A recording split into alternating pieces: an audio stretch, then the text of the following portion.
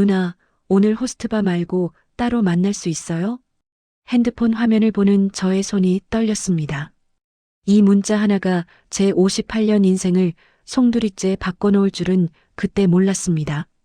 서울 은평구에 사는 58세 홍미연 씨의 이야기입니다. 저는 평범한 주부였습니다. 아니, 평범하다기보단 공허했다는 표현이 맞겠네요. 남편 재현 씨는 성실한 사람이지만 30년 넘게 살면서 손 한 번 제대로 잡아본 적이 없었고 출가한 자식들은 명절에나 얼굴 비추는 게 전부였습니다. 매일 아침 7시에 일어나 남편 아침 차려주고 혼자 점심 대충 먹고 저녁 준비하고 그렇게 하루하루가 똑같이 흘러갔습니다. 그런 제게 친구 영희가 전화를 했습니다. 미연아, 이번 주 금요일 내 생일인데 저녁 같이 먹자. 특별한 데 가자. 영희는 저와 달리 화려하게 사는 친구였습니다. 이혼하고 혼자 사는데도 항상 밝고 적극적이었죠. 저는 별 생각 없이 그래, 어디? 하고 물었고 영희는 장소만 말해줄 뿐 어떤 곳인지는 얘기하지 않았습니다. 금요일 저녁 영희가 알려준 주소로 찾아간 곳은 제가 상상도 못했던 곳이었습니다. 화려한 네온사인, 정장 입은 젊은 남자들이 문 앞에 서 있는 그곳. 호스트바라고? 저는 당황했지만 이미 영희가 제 팔을 잡고 안으로 들어가고 있었습니다.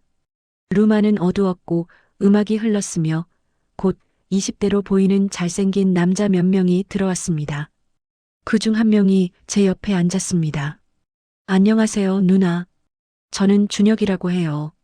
28살 이준혁. 부드러운 목소리에 순해 보이는 인상. 그가 웃으며 제 잔에 술을 따르는데 저는 얼굴이 화끈거렸습니다.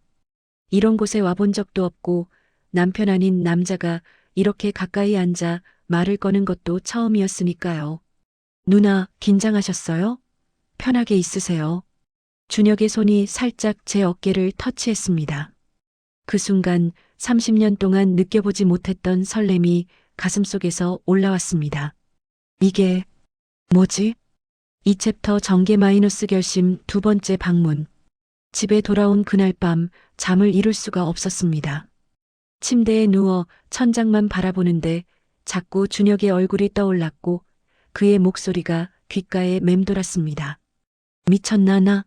30살이나 어린 애한테. 하지만 마음은 제 의지대로 움직여주지 않았습니다.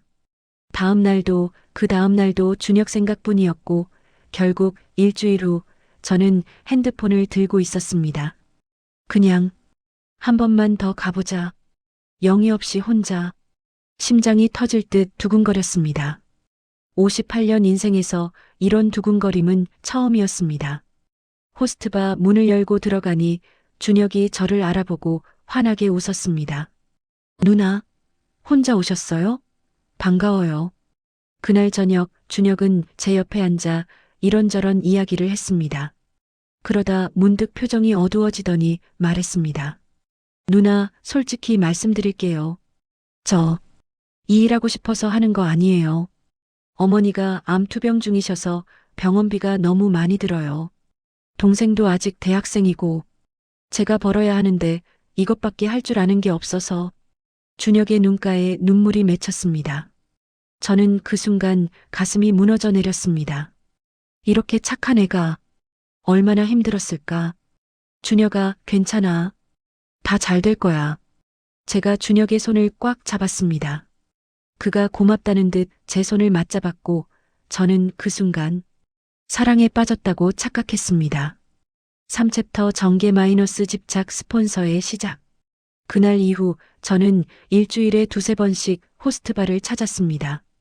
준혁을 만나기 위해서였습니다.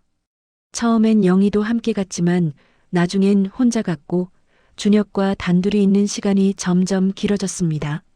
어느 날 준혁이 조심스럽게 말했습니다. 누나, 죄송한데 이번 달 어머니 항암 치료비가 부족해서.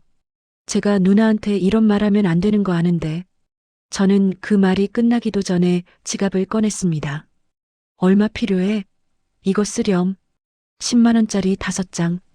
준혁은 사양하는 척했지만 결국 받았고 제 손을 꽉 잡으며 누나, 정말 고마워요. 꼭 갚을게요 했습니다. 그게 시작이었습니다. 다음엔 30만 원, 그 다음엔 50만 원. 남편 몰래 생활비를 빼돌렸고 제 예금까지 깨기 시작했습니다. 이건 투자야. 준혁이가 잘 되는 걸 돕는 거야. 이건 사랑이야. 스스로를 그렇게 속였습니다. 남편이 요즘 생활비가 왜 이렇게 빨리 나가? 물어도 물가가 올랐어요. 하고 둘러댔습니다. 거짓말을 하는 제 자신이 낯설었지만 준혁을 만날 때만큼은 행복했습니다. 4챕터 전개 마이너스 변수 선을 넘다. 석 달이 지난 어느 날 준혁에게서 문자가 왔습니다. 누나, 오늘 호스트바 말고 따로 만날 수 있어요? 심장이 멎는 줄 알았습니다. 손이 떨려서 답장을 치기도 힘들었습니다. 어디서? 누나가 편한 곳으로. 저 오늘 누나랑 조용히 얘기하고 싶어요. 저는 그날 오후 내내 거울 앞에서 옷을 갈아입고 화장을 고쳤습니다. 58살 얼굴이 그렇게 신경 쓰인 적이 없었습니다. 이건 뭐야? 나 지금 뭐 하는 거야? 하지만 발걸음은 이미 모텔 앞으로 향하고 있었습니다. 준혁이 먼저 와서 기다리고 있었고 저를 보자 수줍게 웃었습니다. 그날 밤 저는 선을 넘었습니다. 남편 아닌 남자와 처음으로 하룻밤을 보냈습니다. 다음 날 아침 거울 속 제 얼굴을 보며 중얼거렸습니다.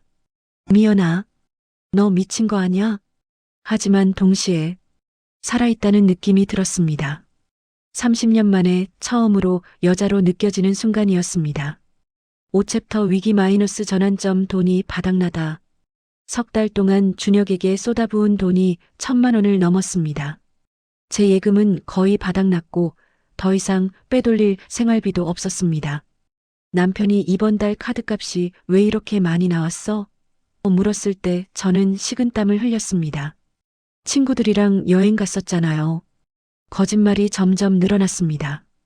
그리고 준혁에게 전화를 걸어도 받지 않는 날이 많아졌습니다. 누나, 요즘 일이 좀 많아서. 누나, 미안. 어머니 병원 가야 해서. 핑계는 그럴듯했지만 저는 알 수 있었습니다. 돈이 떨어지니까 연락이 뜸해지는 거야? 불안이 엄습했습니다. 하지만 저는 그 생각을 애써 밀어냈습니다. 아니야. 준혁이는 그런 애가 아니야. 진짜 바쁜 거야. 우리 사랑하잖아. 사랑이라는 단어로 스스로를 속이며 저는 마지막 남은 100만 원을 손에 쥐고 준혁을 만나러 갔습니다. 6챕터 위기 마이너스 절망 목격. 그날 저녁 호스트바 앞까지 갔지만 안으로 들어가기가 망설여졌습니다. 왜인지 불길한 예감이 들었기 때문입니다. 잠시 밖에서 서성이는데 유리창 너머로 안이 보였습니다. 그리고 저는 그 자리에서 얼어붙었습니다. 준혁이 보였습니다. 60대쯤 되어 보이는 다른 여자 옆에 앉아 있었습니다. 그 여자의 손을 잡고 제게 했던 것과 똑같은 표정으로 똑같은 몸짓으로 뭔가를 말하고 있었습니다. 어머니가 편찮으셔서 입모양만으로도 알 수 있었습니다. 그 대사, 제게 했던 바로 그 대사였습니다. 가슴이 무너져 내렸습니다. 손에 쥐고 있던 현금 봉투가 축 늘어졌고 다리에 힘이 풀렸습니다. 나만 특별한 게 아니었구나. 모든 게 거짓이었습니다. 사랑도 감사도 진심도 저는 그저 여러 명 중 하나였을 뿐이었습니다. 7챕터 절정 마지막 대면. 이틀 동안 아무것도 먹지 못했습니다. 남편이 왜 그래?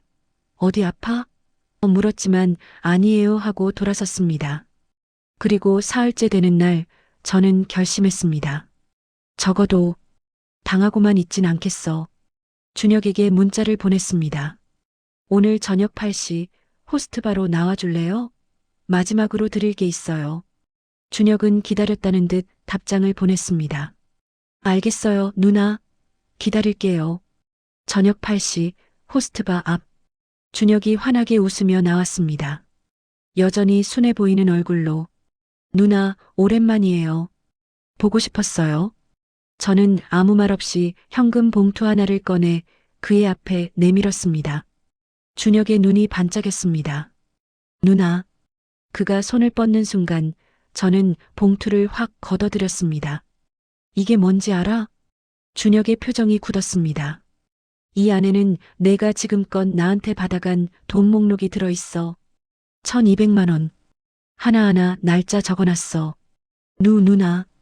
그게 경찰 신고는 안 해. 법적으론 문제 없으니까. 내가 억지로 뺏은 것도 아니고 나 혼자 바보같이 준 거니까. 저는 차갑게 웃었습니다. 근데 말이야. 내 엄마한테 이거 보내면 어떨까? 내 엄마 병원 알아냈거든. 암투병 중이라며? 거짓말이던데? 내 엄마 멀쩡하더라. 내가 직접 확인했어. 준혁의 얼굴이 새하얗게 질렸습니다. 누나, 제발. 어머니한테만은. 농담이야. 저는 봉투를 도로 가방에 넣으며 말했습니다. 난 너처럼 비열하진 않아. 그냥 다신 연락하지 마. 나도 안 할 테니까. 준혁이 뭐라 말하려 했지만 저는 돌아섰습니다. 그리고 당당히 걸어 나왔습니다. 뒤도 돌아보지 않고 8챕터 결말 조용한 일상으로 집으로 돌아오는 길 버스 안에서 창밖을 보며 생각했습니다. 바보같이, 참 바보같이 살았네. 하지만 이상하게도 후회는 들지 않았습니다. 분노도 슬픔도 아닌 그저 담담한 마음이었습니다. 집 앞에 도착했을 때 남편이 TV를 보고 있었습니다. 제가 들어가자 잠깐 쳐다보더니 다시 TV로 시선을 돌렸습니다. 밥 먹었어? 아직요. 그럼 나도 좀 줘. 배고파. 저는 부엌으로 갔습니다. 냉장고를 열고 재료를 꺼내며 된장찌개를 끓이기 시작했습니다. 남편이 좋아하는 음식이었습니다. 두부를 썰고 있는데 문득 눈물이 핑 돌았습니다. 58년을 살았지만 이렇게 허무한 적은 처음이었습니다. 사랑이라 믿었던 게 거짓이었고 특별하다 느꼈던 순간들이 모두 착각이었다는 걸 깨달은 순간의 허망함. 하지만 저는 눈물을 닦았습니다. 그리고 계속 두부를 썰었습니다. 이제 그냥 살자. 평범하게. 밥상을 차려 거실로 나갔습니다. 남편이 상을 받아들고 한 숟가락 떠먹더니 말했습니다. 오늘 반찬 맛있네. 그래요? 많이 드세요. 저는 담담히 웃으며 앉았습니다. 남편은 아무것도 몰랐고 자식들도 몰랐고 세상 누구도 제게 무슨 일이 있었는지 몰랐습니다. 그리고 그걸로 충분했습니다. 식탁 위에 김이 모락모락 피어오르는 된장찌개가 있었고 TV에서는 저녁 뉴스가 흘러나왔고 남편은 묵묵히 밥을 먹었습니다. 아무 일도 없었던 것처럼 일상은 그렇게 계속되었습니다. 하지만 저는 알고 있었습니다. 제 안에 무언가가 변했다는 것을, 더 이상 예전의 순진한 홍미연이 아니라는 것을, 그리고 그건 나쁘지 않았습니다.